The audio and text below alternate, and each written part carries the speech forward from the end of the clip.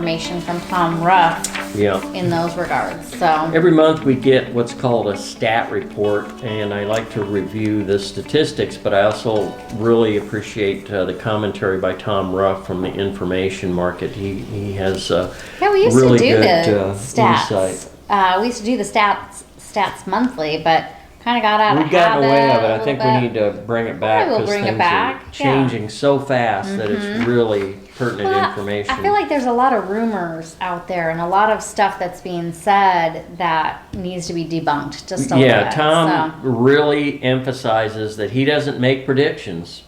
Even though they forecast what they think is going to happen the next month, it's all done mathematically. Right. It's completely black and white, which is one of the things I really like about his his Just reports. give us the facts. Just the give facts. us the black and white facts, and we'll do our own commentary Yeah. and thinking on it. Yeah.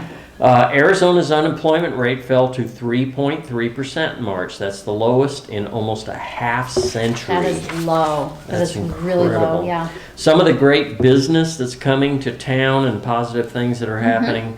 Intel is building a new chip factory in Chandler. That project is costing $20 billion. On our side of town here, we have a Taiwanese semiconductor manufacturing company right off the 303 here. That's a $12 billion 5 nanometer chip fabrication plant.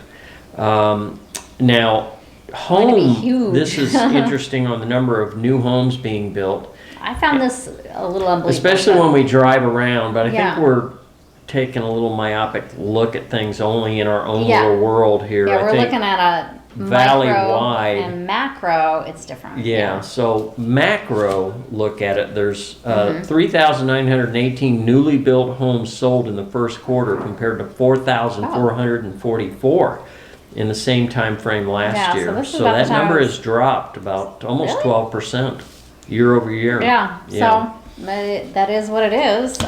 You know, the building material cost, I'm sure, have an effect that raises the price, and that cuts some buyers out of the market. Some buyers out. Interest rates and cost of living, inflation. There's so many factors that are going into it. True. So we're seeing less homes being built. Again, that causes upward pressure on pricing. The average price home in March was reported by Armless was $569,752. Wow. That is astounding for an average. Big number. Wow. Okay. Rising mortgage rates will most likely lead to a pullback in demand by traditional buyers. And if traditional buyers do pull back, in the beauty of our economy, whenever one thing happens, there's an opportunity on the other side of the coin and something else happens. In this case, you have to question, if traditional buyers do pull back, will this open a running lane for institutional buyers to increase their footprint?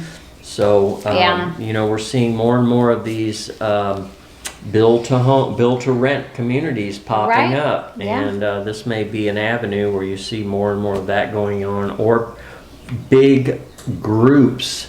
Well, and by institutional buyers, that's not the iBuyers.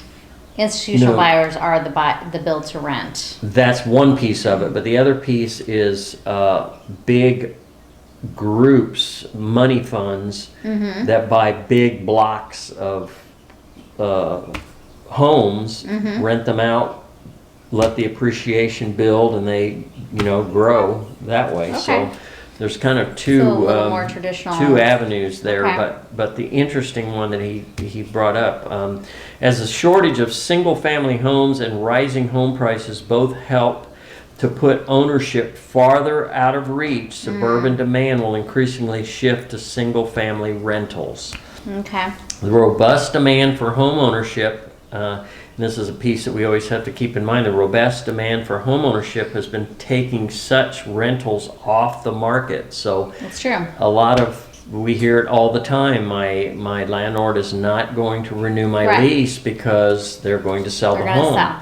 It's worth 3 times what they paid for it 15 years ago. So you can't blame the landlord. They're ready to cash in on their investment, return on their investment. Exactly. So, yeah, I get it, but it's hard for the average home buyer, or in this case, home renter. Yeah, a renter, maybe you got kind of a price locked in, it hasn't been going up very much, and now you're starting like, fresh, well, and you're going, oh my gosh, yeah, I got to pay way more for $500 the same home, or smaller more, even. Smaller. Yeah. A lot of times smaller, yeah.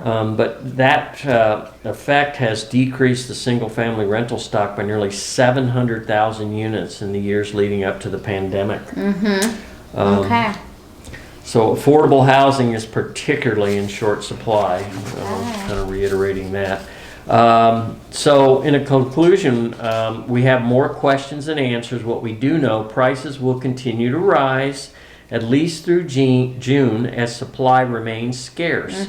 Over the next few months, we'll be closely monitoring demand, both its strength and makeup, as well as the impact of the recent rise in mortgage rates, if any. So I still think we're going to see a slowing down, but this rate of appreciation is just mind-boggling. I mean, it's got to stop somewhere.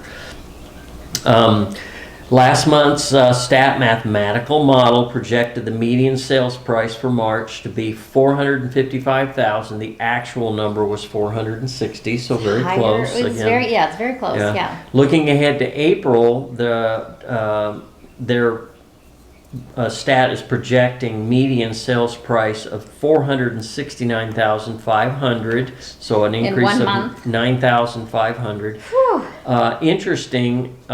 If that happens, we'll see a year-over-year gain of 25.2%. Wow, 25.2. You remember at the beginning of the year we were predicting year-over-year?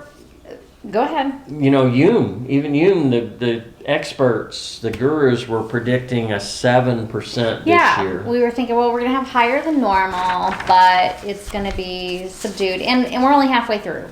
We're only halfway through, or not even halfway through. Yeah. But wow.